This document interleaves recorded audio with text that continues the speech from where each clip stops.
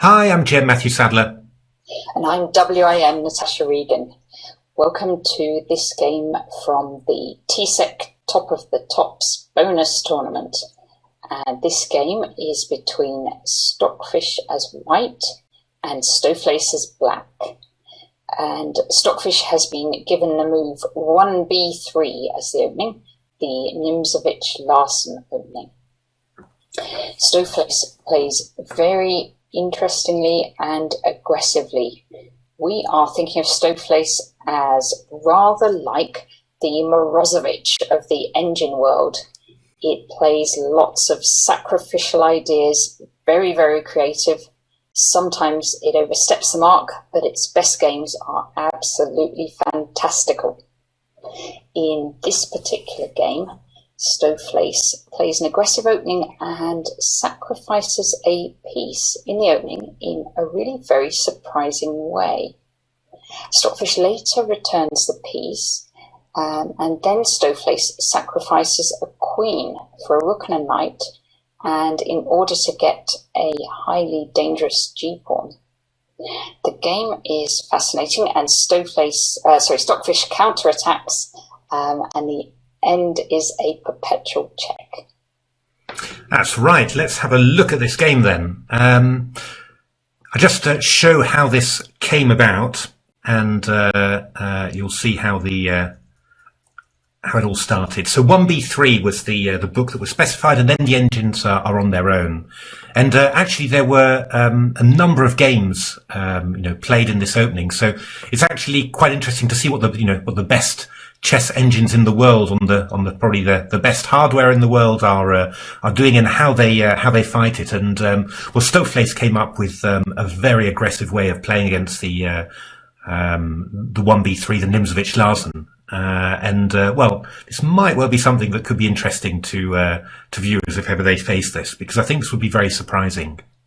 Especially those creative Morozevich type viewers that that want to play these highly dynamic lines and aren't afraid of sacrificing pieces. So 1e5, bishop b2, knight c6, and now e3, and now d5. I mean, this is really the biggest, most aggressive way of meeting White's plan here.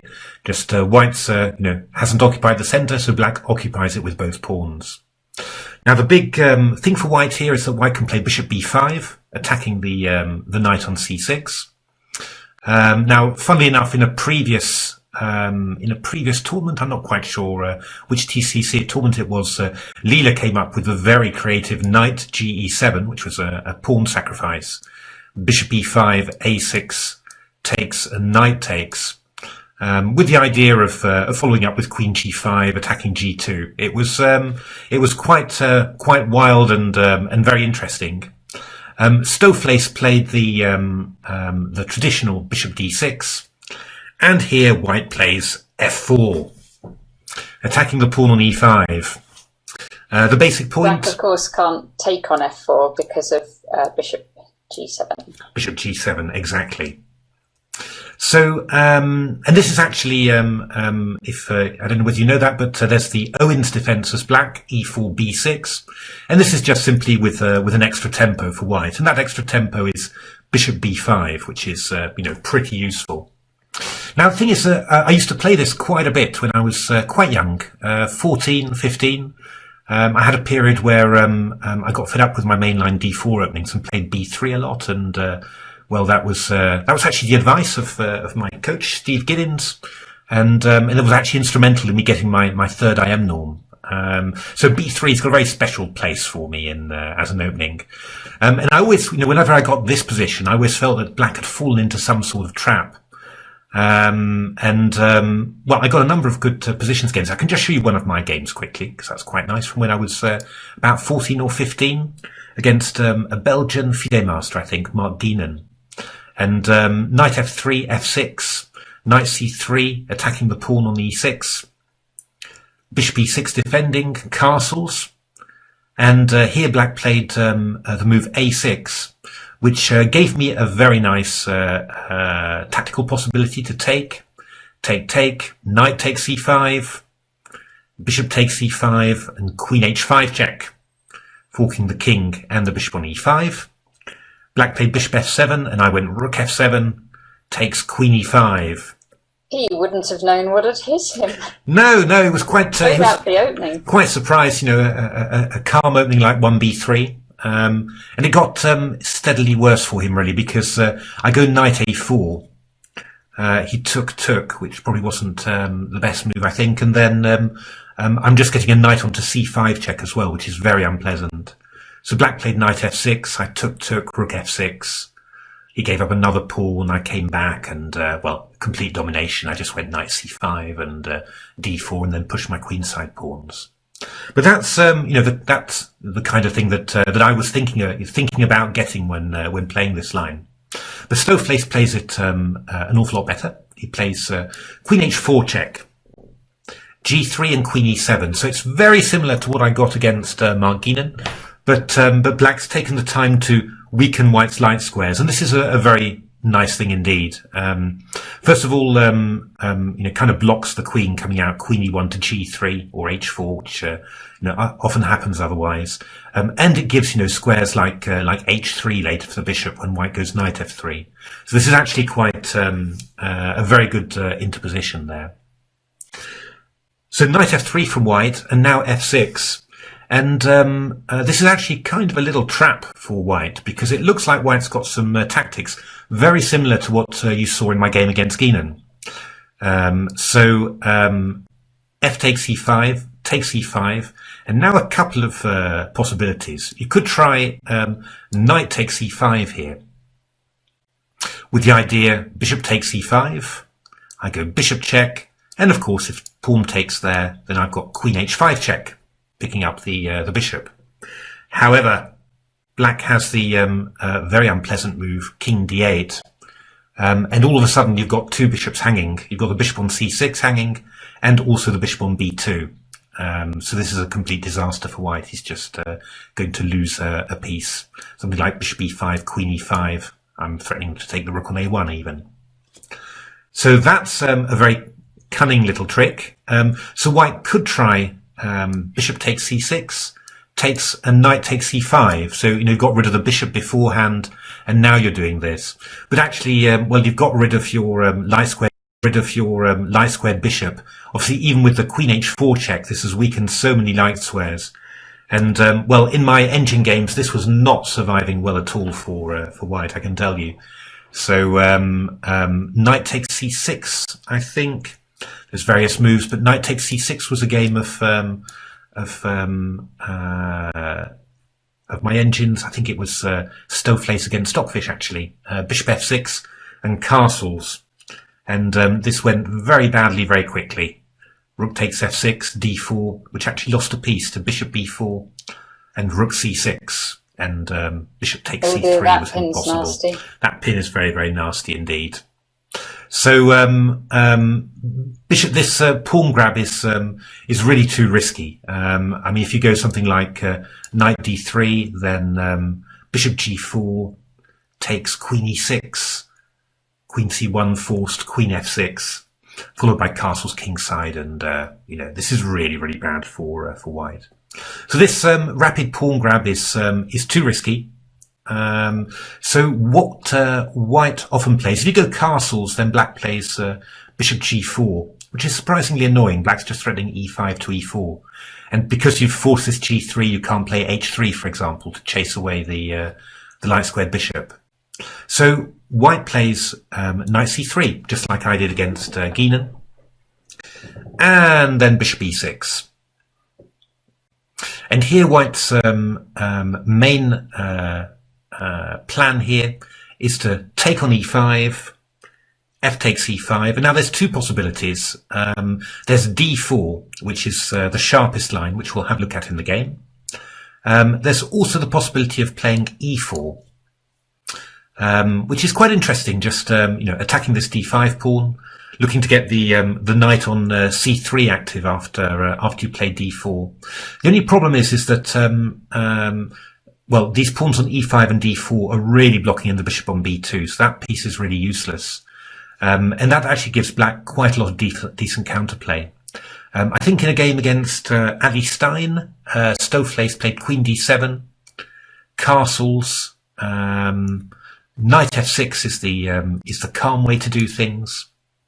You can take a knight g5, bishop g4, bishop e2, takes, and castles queenside, rook g8, knight f3, and this was pretty even. I think this was a game Stockfish against AllieStein, something like that. Stoofvlees played it much more aggressively, as always. He just went all in with castles. Knight g5 and then h5, just trying to well, first of all advance the h pawn, also taking control of some light squares, which because white's going to take the light squared bishop. Now you'll notice that the big problem for white is that, I mean, he'd absolutely love to play this move, just breaking up the black queen side, but then the knight on d5 is trapped, and this is kind of, you know, always the problem for white. Essentially, you know, all the way that the pieces are set up, it doesn't really link well together somehow. I mean, that's the problem with this. This looks nice for black, doesn't it? It does. It's a bit more complicated tactically than you'd imagine, because I think AllieStein, I think it was AllieStein with white here, played bishop e2, attacking that pawn on h5, knight e7, okay. Bishop h5, took the pawn, just king d8, calmly getting out of the way. So there's threats of knight takes e6 and bishop g4. Exactly. So, and the following happened: queen takes e6, knight f6, and g5. And well, black is a pawn down, but has actually rather excellent compensation. You're just going to double or triple on the h file after you've played g4. Actually, the pawn on h2 is, in principle, indefensible. You know. In the long run. So rook f2, g4, rook h8, queen there. Don't ask me why a5 was played. That was just very strange. And then knight h5, just lining up on the king side. It was very good compensation for black here. So that's lots of interesting ways of playing this, and it looks pretty good for black. But the sharpest line, and this is the line that Stockfish played, and also a couple of other engines as well, is to play d4. E4 and knight e5. And, well, you'd think pretty much that, you know, bishop takes e5 is forced, when white can probably just play a move like queen h5 check, for example, and then just take back with a queen. If you go something like bishop f7, maybe take back with a queen. You've got the two bishops and maybe a little bit of pressure. You know, that could be quite interesting, maybe. But this wasn't Stoofvlees' idea. Stoofvlees' idea was incredible, actually. It played queen g5. So it's attacking the pawn on e3. It's often not a threat right immediately, but it could easily become a threat. Knight takes c6. Oh, white can just take a piece, can't he? B takes c6 allows bishop takes c6. Well, there's this typical interposition a6, so that if the knight moves away, you take the bishop. But white just plays bishop a4, renewing the threat. And well, a move like b5, for example, which is the normal way that you do this. You know, the bishop's trapped on a4. I mean, white can just play takes, and bishop takes, still threatening a discovered check and two pawns up.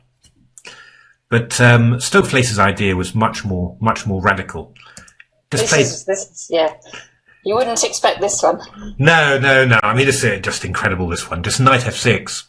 What's the idea? Well, I mean, actually, Stoofvlees just wants to castle. It's not going to bother about these pieces, and go knight g4 and just attack the pawn on e3 and come in on the f file. And actually, I mean, white's very, very weak along the f file if black gets going.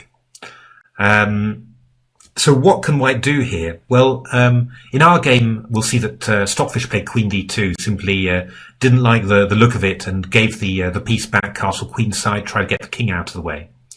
Knight e5 check is met by c6. So not even b5, just c6, you know, just keeping b5 for later. And if white goes knight takes c6, looking for, you know, this, of course, which would be wonderful. Now black really does castle kingside and gets a very big initiative with knight g4 coming in. And there's always the possibility of trapping the bishop with b5 if you particularly want later. A fantastic idea, truly fantastic idea. Now, there's also another tournament that's been going on, and that's the Stockfish NNUE, so Stockfish Neural Net eval plus Stockfish search, should be the holy grail basically. But they're also playing these same openings, and in that game, Stockfish NNUE played b4. And this really makes it into a piece sacrifice. The bishop is now safe. It's not trapped anymore. It can retreat to b3. Having said that, it's not a very good square for the bishop because it's blocked in by all the pawns on light squares, but still an extra piece. And here Stoofvlees showed its main idea, which was queen e3, knight e2. I think queen e2 allows queen takes d4, and there's no really good discovered attack on the queen. So knight e2, knight g4, takes, queen d2, takes, and castles. And well, Stoofvlees only got one pawn for the piece there, but quite a bit of activity. White played h3. Stoofvlees was still happy to swap queens. Indeed, even though being a piece down. But he's got this e3 check move, which is very nasty. King e3 allows rook e8. And after king d3, bishop f3, rook f1, rook e8. Yeah, there's some quite big threats of, for example, bishop takes b4 followed by bishop e4. The king's really in a lot of trouble there. So white actually, gave this back and played bishop b3, b5, cementing that bishop, those two bishops behind black's pawns. The bishop on b2 is very passive, the bishop on b3. A4, the game continued. It was pretty balanced, basically. White got a little bit of pressure on here. Black had to defend it, and that stopped black from doing too much. But still, a very, very nice concept. Really nice concept, from Stoofvlees there. But back in the real world, Stockfish decided that this was too much and played queen d2. Castles and castles queenside, so getting the king just safe there. B takes c6, finally taking the piece back. Now Stockfish could have played bishop takes c6 to just taking the pawn. In practice, it didn't really work out very well for black. For white rather. White's just a tempo slower, having taken the pawn, and well, black gets the opportunity to insert its pieces into the queen side. Knight g4, really quite strong. After knight e3, knight f4, there's knight takes e3, for example. Queen e3 and rook takes f4. When g takes f4 allows bishop takes f4 with a nasty pin. Lots of tactics, but I think in general the only thing you need to remember is that white's a bit slower and black's just coming in with the pieces. So what Stockfish did was knight e2. Just keep that threat for for a later date. That's the basic idea. Knight's coming into f4. And here Stoofvlees played a rather disappointing move, maybe. I would have expected it to keep on sacrificing. But it just played bishop d7, getting the bishop out of the way of this knight coming to f4, and also protecting the c6 pawn. And of course, protecting the c6 pawn, that leaves this bishop on a4 very, very offside. It's not doing a great deal. King b1, queen h6, rook g1, rook f7, and h4. And this was Stockfish's plan, to play the knight on f4 and the pawn on h4 stops black from going g5. And once the knight gets to f4 like this, then well, at least white's claiming that the f-file is blocked, and therefore white might be able now to start thinking about well, getting some queenside play, maybe playing c4, maybe later playing a rook to the c-file, something like that. It's all looking a bit upside down, isn't it? Like it's a French defence. But the colours reversed. Exactly. Yeah, no, exactly. That's pretty much what it's become actually. It's now the interesting thing is, it looks like white's kind of restrained black, but Stoofvlees is not a machine to let itself get restrained, and it just starts straight away trying to work out how to break open the f-file, and it goes for it with a in actual fact a queen sacrifice. It plays this move g5. So h takes g6, h takes g6. Black will eventually get in g5 anyway. So white decides to take the opportunity to win some material and plays this knight g6 jump. But Stoofvlees is not afraid. Queen f1 takes, rook takes, and knight takes f8, and king takes f8. So it's interesting to just to look at the position, see what it's like. I mean, black's got rook and knight for the queen, which is fine, but not super amazing. But there are a number of problems in the white position. The first thing is that black's actually threatening bishop a3. So, for example, if you thought, oh, I'll get my queen nice and active, then bishop a3 would be a rather cold shower with, rather carnage happening on c1. So white's got to defend against that. The other thing is that this pawn on g3 is hanging, and black's aim is simply to take on g3 and just go g4 to g3 and g2 and g1. And you look at the white bishops on c1 and a4, they're completely impossibly placed to really stop this pawn from advancing. And the white queen on its own can't stop it. I mean, there's too many black pieces and not enough space for white to operate. So white has to find a way to get some counterplay, and Stockfish, of course, finds such a way. It plays b4, stopping bishop a3, and that b pawn will also come in handy, bizarrely enough, in white's later counterplay. It's a very fine move. Bishop takes g3, queen g2, so just forcing the rook away from the back rank, and now queen e2. And this queen is now going to get active, going to take on a6, and white's going to start making some inroads. But okay, black doesn't panic. Knight f6, keeping everything protected, getting one piece. He's now got this past g pawn that can advance quite quickly. Exactly. So it's just getting the knight out of the way to let the g pawn advance and giving a little bit of defense for the black king. So queen a6 and g4. Here we go. So how is white going to break this open? Well, he took, and bishop d6. So stopping the white queen from getting active, putting a little barrier in the way there. Now white did something quite clever here, c4. That actually just gives the white king some room, which is, I think, quite important in a lot of variations. And now b5, and this b pawn that white pushed a few moves ago, actually as a defensive move to stop bishop a3. This b pawn is now very, very useful because it's threatening b6, and the bishop on d6 is defended by the pawn on c7. So if b6 happens, well, black can't take it because it'll lose the bishop, and then b7 and b8 will queen. So this b pawn's been going very gradually. It started on move 1. Exactly.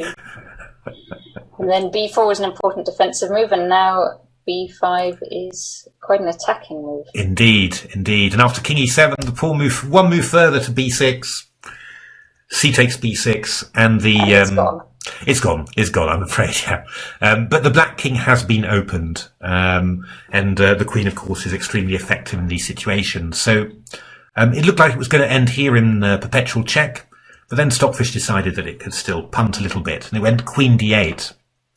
And there's one big threat in white's position, which is to go bishop a3 with queen d6 mate, in actual fact.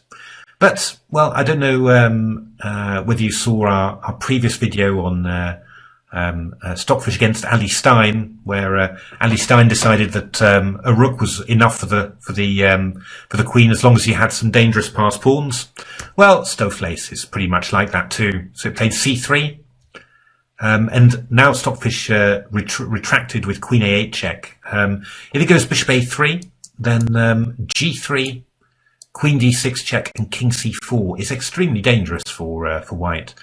The king's got a nice little that would have been nice, wouldn't it? Yeah, escape square here via d3, and of course g2 is really dangerous as well. So it's not going to be any more than a perpetual for white if white can get that even. So Stockfish played queen a8 check, king e6, queen c8, king f7, queen b7 check, king e6, queen c8, king f7, and now tried another one with d5, tempting black to take this one when you could get rid of that great g pawn. Stoofvlees is not interested. Played king g7, just getting out of the way of queen e6 check. Queen e6, bishop c5, d6, g3, queen e5, pinning the knight and threatening d7. And also if g2, you've got queen g5 check, picking up the g pawn. So here black decided that bishop g5 was the move, bishop d6 rather, and king h6, just getting the king out of the way. And what's this king doing? Well, this king is ready to actually escape forwards. It's very shogi-like in actual fact.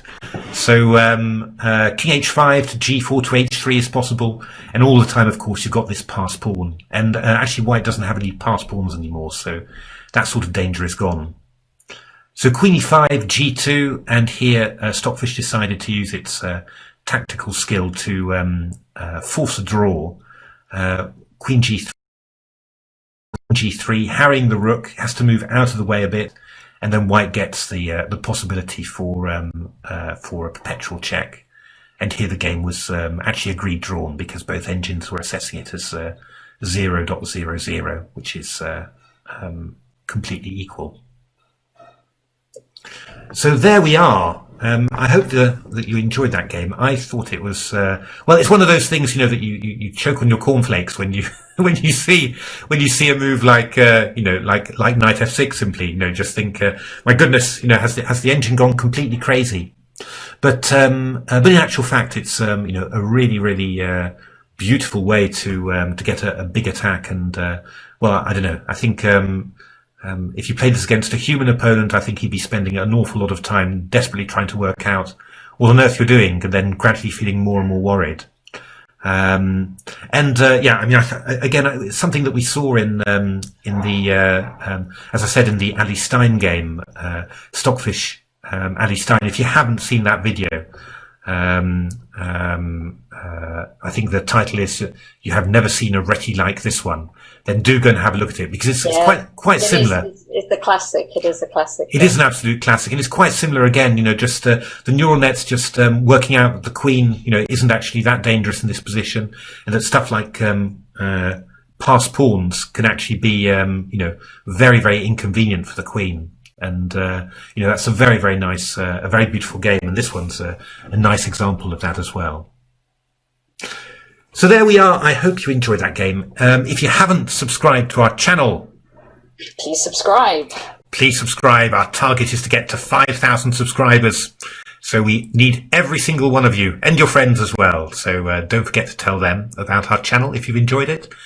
There's also our book Game Changer, which recently won the FIDE Book of the Year prize, the Ababach Boleslavsky prize.